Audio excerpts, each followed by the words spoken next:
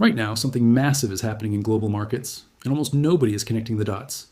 The biggest companies in the world are pouring hundreds of billions of dollars into artificial intelligence infrastructure. Data centers are expanding at a pace we've never seen before. Chip demand is exploding. And tech giants like Microsoft, Nvidia, and Meta platforms are racing to dominate what could become the most valuable industry of the next decade. But here's the part that should get your attention. Historically, when this level of capital enters the system, it doesn't stay in one sector. It spreads, first into mega-cap tech, then into growth assets, and eventually into the most volatile assets in the world. And that's where crypto enters the picture. Because while AI stocks are surging, Bitcoin and the broader crypto market are still lagging behind. That timing gap has appeared before, and every single time it preceded some of the biggest crypto moves in history. The real question is not whether liquidity rotates, but when. Stay with me, because the next few minutes are going to completely reframe how you're thinking about what's happening in these markets. If you're new to this channel, welcome to the Wealth Continuum. We track macro cycles, capital flows, and the kind of structural market shifts that most financial media either ignores or explains too late. Before we go any further, drop a quick comment telling me where you're watching from. The city, the state, even the country. We have people tuning in from all over the world, and I genuinely want to know where this conversation is reaching. And if macro-level market analysis is something you want more of, hit that subscribe button right now. The follow-up to what we're discussing today is going to be something you will not want to miss. Now let's talk about the number that changed everything.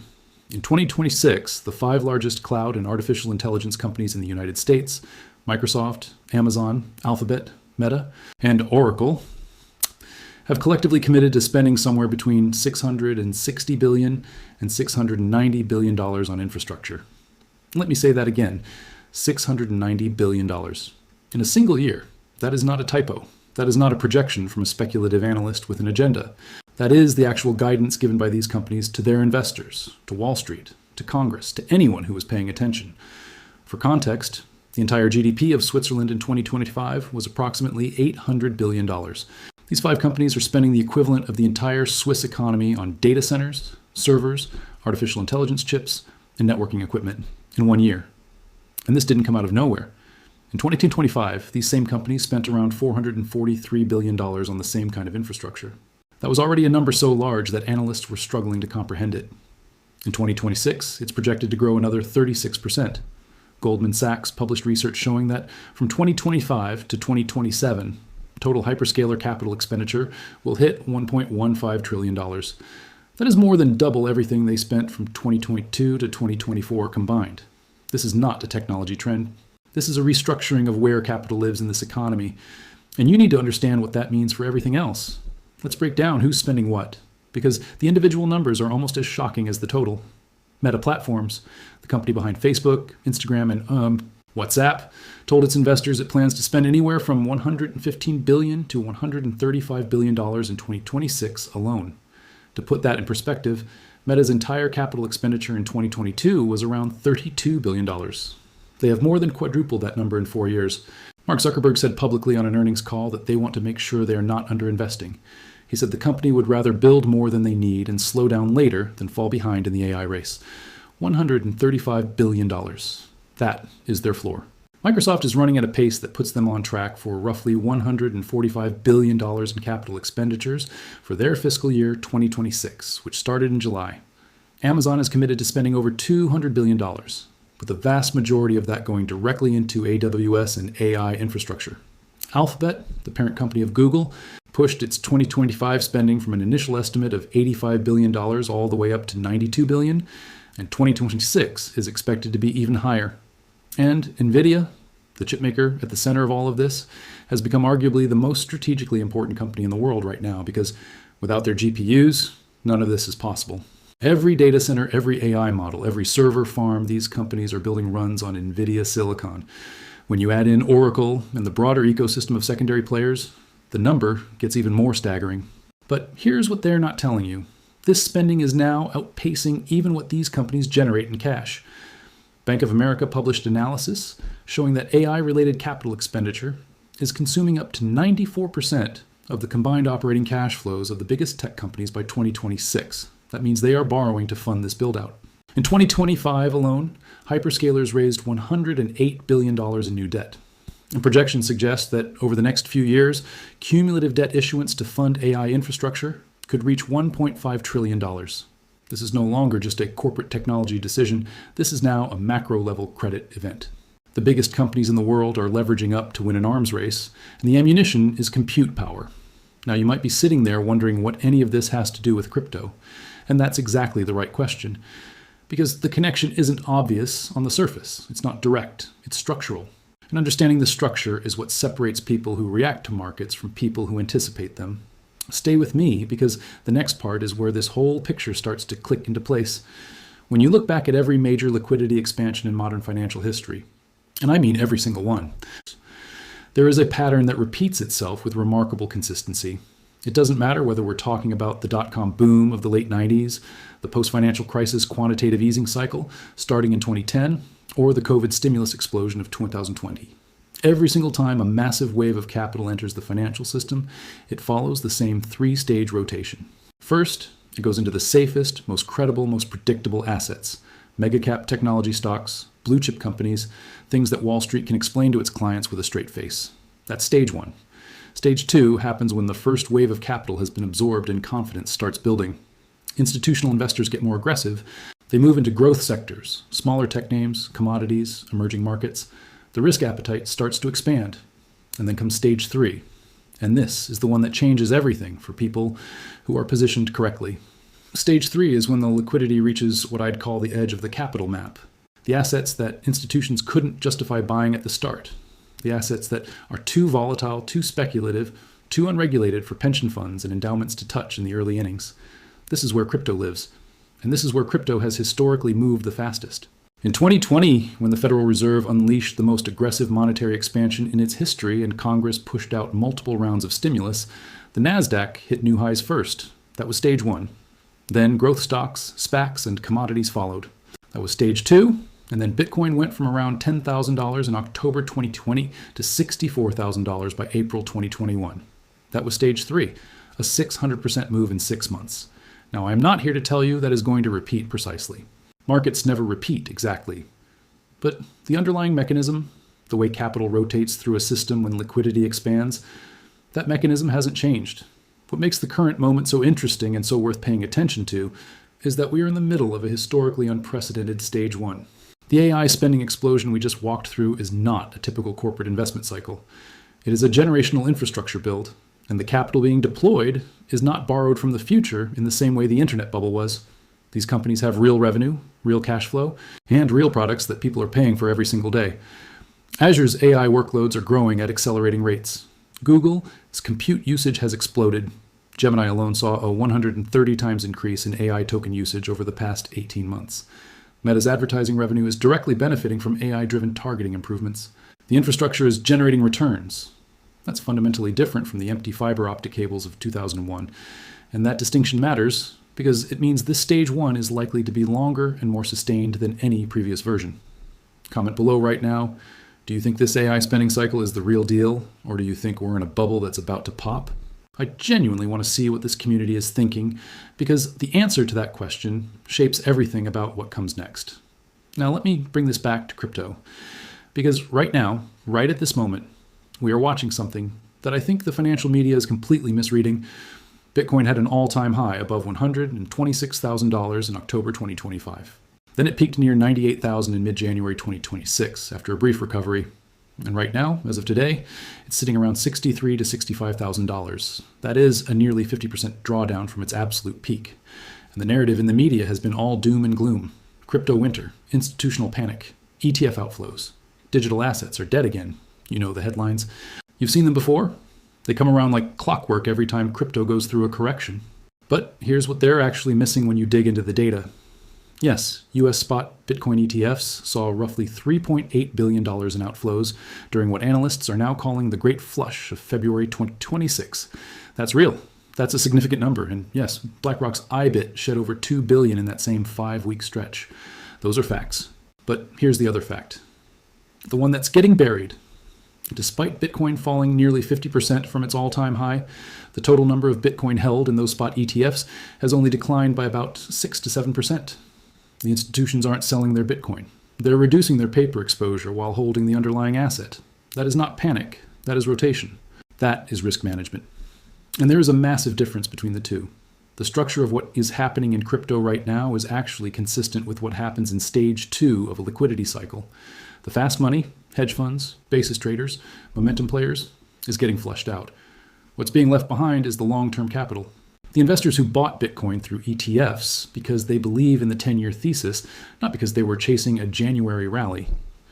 Bitwise's CIO Matt Hugin has been one of the clearest voices on this. He's pointed out that the behavior in ETF flows reflects the exit of speculative capital, not structural collapse. And structurally, when speculative capital leaves and long-term holders remain, that is historically the foundation from which the next major move higher is built. This is where it gets really concerning for people who are sitting on the sidelines waiting for more certainty. Because the nature of liquidity cycles is that by the time it is obvious that the rotation has started, you've already missed the first and fastest part of the move. Let me explain why crypto specifically tends to be the last and fastest mover. And this requires understanding how institutional capital allocation actually works. Not how it's marketed, but how it actually functions. When a large institutional investor, a pension fund, an endowment, a family office, a sovereign wealth fund, is deciding where to put money, they operate in a very specific order. They start with the things that have the longest track record, the strongest regulatory clarity, and the most predictable return profile. That means US equities, specifically mega-cap technology, first. This is why companies like Microsoft, Nvidia, Meta, and Alphabet absorb the first and largest wave of capital in this AI cycle. Their earnings are predictable, their governance is established, their risk profiles are understood. A pension fund manager in Minnesota can explain to their board why they hold Nvidia. They cannot, in early 2025, easily explain why they hold Bitcoin in the same breath. Once those large cap positions are established and performing, institutions become more comfortable moving out on the risk spectrum. That's when you see flows into smaller cap tech, into growth sectors, into commodities, into emerging markets. That's stage 2. And then, and only then, does the compliance department at a major institutional investor start approving allocations into digital assets. This isn't a guess. We saw this exact sequence play out when the Bitcoin spot ETFs first launched in January 2024. The ETFs launched, BlackRock and Fidelity and ARK and the rest opened for business. And yes, the first few months were spectacular. Tens of billions of dollars flowed in and Bitcoin hit all-time highs. But look at the data more carefully. The majority of that early institutional flow came from financial advisors, family offices, and sophisticated retail. The truly large institutional allocators, the pension funds, the endowments, moved slower. They always do. So where does that leave us right now? The AI CapEx cycle is in full stage 1. $690 billion going into data centers and GPUs in 2026. Goldman Sachs projecting $1.15 trillion over 3 years. The Stargate project, a $500 billion initiative led by OpenAI, SoftBank, and Oracle, is moving forward. Microsoft and Amazon and Meta are borrowing money to fund builds that stretch into the 2030s. This is as stage 1 as it gets, which means we are likely somewhere in the early part of stage 2, and stage 3, where crypto historically moves the fastest, is still ahead. You need to understand this before I show you what's next, because the timing question is the most important part of this whole analysis. Now, let's talk about something that most people analyzing this cycle are completely missing. And I want you to think about this carefully, because it's subtle, but it's critical. Artificial intelligence infrastructure, all those data centers, all those GPU clusters, all those server farms that Microsoft and Amazon and Meta are building, requires energy, a staggering amount of energy. And the energy infrastructure being built to support AI is directly connected to the same infrastructure conversation happening around crypto mining and around decentralized networks. AI data centers require stable, consistent, often renewable power at massive scale. Bitcoin miners require stable, consistent, often renewable power at massive scale. The overlap is not metaphorical, it is literal. The same utilities building out power capacity for AWS data centers in Virginia and Ohio and Texas are the same utilities that crypto miners have been negotiating with for years. More importantly, and this is where most people miss what's actually happening, the build-out of digital infrastructure at this scale tends to create a secondary wave of capital interest in the broader digital asset ecosystem.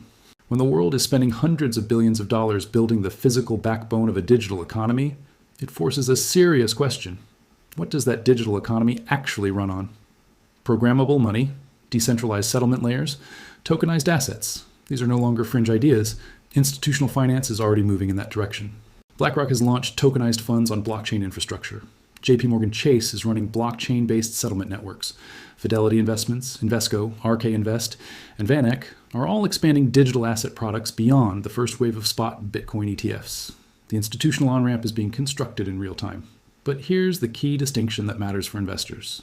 Crypto is not the direct beneficiary of the AI spending boom, it's a secondary beneficiary. When companies deploy massive capital into compute infrastructure, it draws global attention to the value of digital systems. It validates the idea that the future economy is digital, data-driven, and programmable. That narrative validation has historically been one of the triggers that brings the next wave of institutional capital into digital assets. We saw a smaller version of this in 2020 when PayPal integrated crypto and suddenly digital payments became a mainstream conversation again. The AI build-out is that same kind of inflection point, but at a dramatically larger scale. If you think we're still early in this cycle, hit like. I'm curious how many of you see this shift happening in real time. Now let's move into the forward-looking framework. And I want to be clear. These are scenarios, not predictions. Markets are complex, and certainty is usually an illusion. Scenario 1. Liquidity. Expansion. In this scenario, the macro environment gradually stabilizes, and the Federal Reserve begins signaling that rate cuts are approaching. The dollar softens. Risk appetite improves. AI stocks recover as earnings continue validating the infrastructure build-out, especially across the semiconductor space led by companies like Nvidia. As institutional confidence rebuilds, capital begins rotating outward from mega-cap tech into higher volatility assets. That's when crypto historically accelerates. In this scenario, current Bitcoin levels around the mid-60K range begin to look less like a ceiling and more like a base. Scenario 2. Liquidity stall. In this scenario, inflation remains sticky and macro uncertainty stays elevated. The dollar remains strong. Geopolitical tensions periodically push markets into risk-off mode. Crypto doesn't collapse, but it also doesn't break out. Instead, the market moves sideways, while institutional capital continues prioritizing AI infrastructure and large-cap equities. The rotation still happens, but later, potentially in 2027 instead of late 2026. This scenario rewards patience, but tests conviction. Scenario 3. Risk-off return. This is the scenario where something unexpected breaks. It may not be crypto-specific. It could be a credit event, geopolitical shock, or an earnings reset in the AI sector if infrastructure spending takes longer to generate returns. In that environment, all risk assets pull back together: equities, commodities, and crypto. Historically, these resets often create the conditions for the most explosive recoveries. We saw exactly that dynamic during the 2020 market shock. None of these scenarios are guaranteed. What matters is understanding which signals tell you which path is unfolding. Here are the 5 signals that matter most. First, Federal Reserve language. Not just rate decisions, but how policymakers describe risk balance. When the tone shifts, liquidity expectations shift. Second, Bitcoin ETF flows. Daily flows are noise. Weekly trends matter. Sustained inflows typically signal institutional accumulation. Third, AI infrastructure earnings, especially from semiconductor leaders. Strong data center growth tells you stage 1 of the cycle is still intact. Fourth, the dollar index. A weakening dollar has historically been one of the clearest tailwinds for crypto. Fifth, institutional positioning. Watch how major asset managers, venture capital firms, and sovereign funds talk about digital assets. Language usually changes before allocations do. Subscribe if you want us tracking these signals in real time, because this channel is focused on one thing: where capital is moving next. Now let's bring this full circle.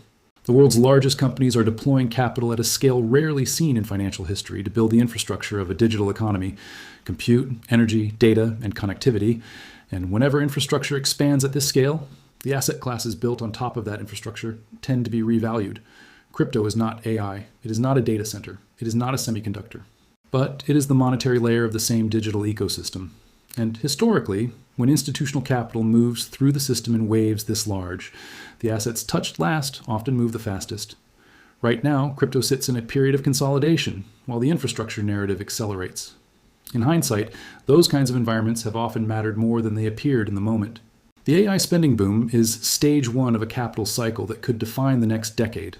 The real question isn't whether capital rotates, it's whether you'll recognize it early enough to matter. If you found value in this breakdown, share this video with someone who follows markets but hasn't connected these dots yet. And comment below, do you think the liquidity rotation into crypto happens in 2026, in 2027, or later? I want to see real debate in the comments. Because the best investors don't just react to markets. They learn to see the structure underneath them. I'll see you in the next one.